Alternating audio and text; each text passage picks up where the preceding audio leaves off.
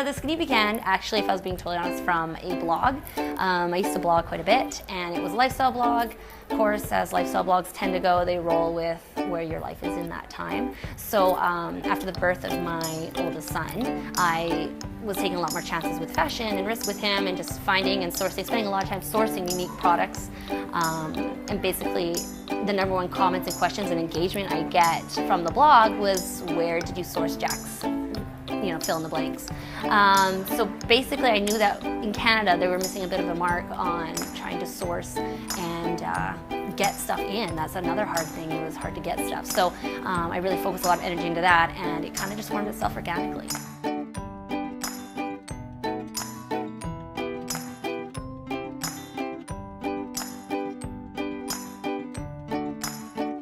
Oh, the skinny is, it's bringing you, like, what's new, what's cool. It kind of stems from that age-old saying, give me the skinny, what's the skinny? So we kind of did a play off on that, and while I knew it could be controversial, especially with children's, it was a conversation we actually wanted to have. So we kind of played with that, and it's been all sorts of fun.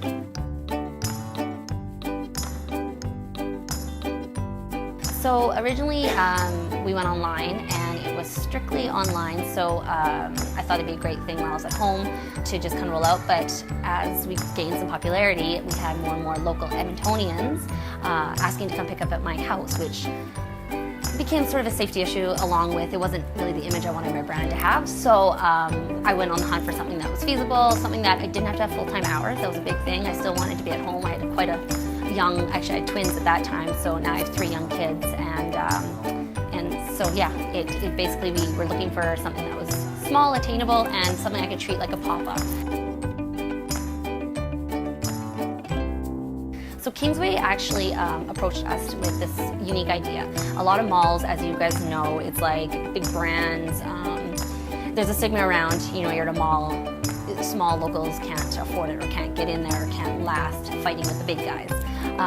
Kingsway has this new idea where they wanted to approach locals and really do that, the local bit. I mean, it's a huge wave right now. It's a huge positive way right now, where it's like, shop local, shop small, support your makers, support your YEG entrepreneurs, and I think Kingsway was really smart to jump on board with that, and so they approached us with this idea of having a pop-up here in a space that I maybe at the time wouldn't be able to afford or be able to attain it. So this has given me an insane opportunity to come in, test the water, see if it's working for me as a small startup shop, and see where it grows from there. And just the exposure in itself is just like incredible. So. No, so this is just a temporary solution. One of the big brands is actually taking this space over. So we've talked to Kingsway about, and they've talked, like we are in negotiations, I should say, to see if this is an attainable place where we can have a permanent home. I have seen so many positives about staying here, even in the short time that we've been in. Just the exposure, like I said, in itself is incredible.